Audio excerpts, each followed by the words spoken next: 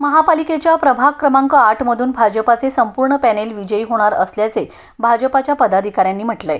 प्रभाग 8 मध्ये भाजपच्या उमेदवारांनी संपूर्ण प्रभाग पिंजून काढलाय। सर्वत्र प्रतिसाद चांगला असून भारतीय जनता पक्षाच्या आमदार आणि खासदार यांनी मोठी विकास कामे केली असून त्याची पोहोचपावती म्हणून प्रभाग 8 मधून भाजपाचे सर्व उमेदवार मोठ्या मताधिक्याने विजयी होतील असा विश्वास यावेळी भारतीय जनता पक्षाच्या पदाधिकाऱ्यांनी व्यक्त केलाय। नमस्कार, मी कृष्णा खांडेकर।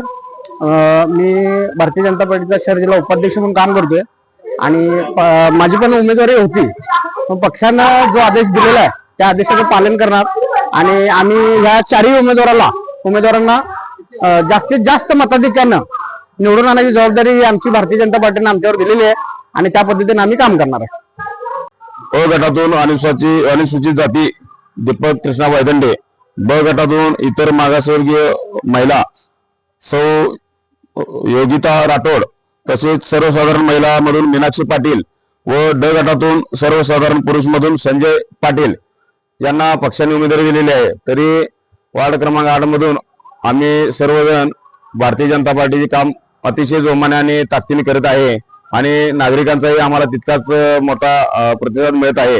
गेल्या 5 ते 10 वर्षात आमदार सुधीरदादा गाडगे यांनी केलेल्या कामामुळे लोकांच्यातून भारतीय जनता पार्टीला चांगला प्रतिसाद मिळत आहे। तरी येत्या काळात या भागातून भारतीय जनता पार्टीचे चारही उमेदवार मोठ्या प्रचंड मताधिक्याने निवडून येतील अशी आम्हाला आशा आहे।